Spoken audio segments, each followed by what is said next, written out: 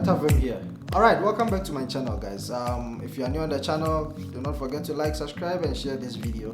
What we do on this channel is entertainment with a mixture of cinematography. So yes, if you clicked on this video, chances are you're probably looking for the difference or what it means when someone says a full frame or a crop sensor. Okay, so let's get into cameras. Alright, cameras, we have the DSLR and then we have the mirrorless cameras. These are what you're going to get as a Canon 60D, 90D, 5D. These are DSLR cameras. Alright, and then when it comes to mirrorless, we have the Sonys. The Sony A7R, we have the EOS, the Canon EOS R, that's also a mirrorless. So normally with the mirrorless, they are tiny. Okay, let me put it this way. The DSLR, normally they are big, they are aggressive in shape. And then the mirrorless, they are normally light. The form factor is not as big as the DSLR. Okay, so when we talk about full frame and crop sensor cameras, alright, the full frame camera is a camera that can capture a whole portion of image, alright. When we're talking about a full frame does not have any crop factor. Alright, when you look at the cameras like the 500D, the 550Ds, those are crop sensor cameras. In the image aspect, there's a crop in the image, alright. So whatever lens that you put on a crop sensor, you are going to get a 1.6 crop. So let's say this wide angle that you see in here. If I'm shooting on a crop sensor camera, you're going to get a massive crop in there, which is a 1.6 times crop factor. But when you come with a full frame and place the same lens that you placed on the crop sensor camera onto the full frame camera, you will get a wide field. Why is that? Because the full frame does not have any crop factor. So with the crop sensor cameras, it has its own uniqueness, okay? I'm not going to say full frame, be full frame, people are using full frame. Alright, these cameras does its own things. As a beginner, I started shooting on a crop sensor. And I still love crop sensor. It's not like if you give me full frame, I'm not going to take it. I will still take the full frame. But they have their own aspect, okay? The crop sensor helps, especially in wildlife photography. So with the crop sensor, when you are in the jungle or whatever, you get the 1.6 crop. So which means if you are seeing a lion from a distance, you're getting double 1.6. It crops in, so it helps you to zoom in and get closer to your subjects. So with the full frame, you are not going to get closer to your subject as the crop sensor camera. Alright, so with the full frame, it's actually taking you a bit back. Like what you're seeing now, if this is a full frame look, the crop sensor look will look something like this.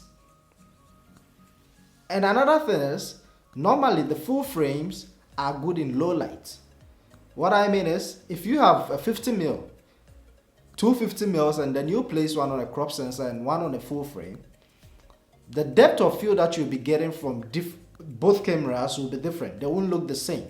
The reason is because the full frame, you're getting a wide view, hence it lets in a lot of light than the crop sensor. Therefore, you're going to get much blurriness in your subject. This is easy. Do not get confused, alright? The full frame is much expensive than the crop sensor. That does not mean that the full frame is better than a crop sensor, alright? What the full frame does, the crop sensor can also do the same thing. I know a lot of people that shoot music video, documentary, a whole lot with a crop sensor. And you will not even notice. It all depends on your knowledge that you have based on cameras, alright? If you want something wider and you think that you can achieve it in the full frame, you can also achieve the same thing in a crop sensor. It's just a matter of the type of lens that you pair with the camera. So if you are getting maybe 50mm on a full frame, you cannot put the same 50mm on a crop sensor and achieve the same look. In that case, you have to get, I think, something like 30mm or 30 something mil, I'm not sure, to achieve the same look as the 50mm. But what I would say is, if you want to get into the full frame system, you must have a lot of money, alright? Because the full frame camera is expensive, number one, yes. If you place a 5D here and you place a 600D here, I mean, you will see the difference in price. There's a huge amount. I mean, it's expensive. So if you are willing to get into the full frame world, you must know that you're going to spend a whole lot. And the lenses of a full frame are super expensive as well. Not talking of the RF system. The RF, they just came. I'm talking about the L lens series. I think I had the 24 to 105 lens I think some months ago. I sold it recently, and that is even an old lens. This lens is, I think, 2001 or 2002 or something. That lens is super expensive, and even when I was selling it, I still managed to get the same amount as I bought it. That should tell you the value of the lens. If you think you are using the crop sensor, go for it. If it does what you want, man, just go for it and just, I mean, spend on the lenses. I'm sure that will help a lot.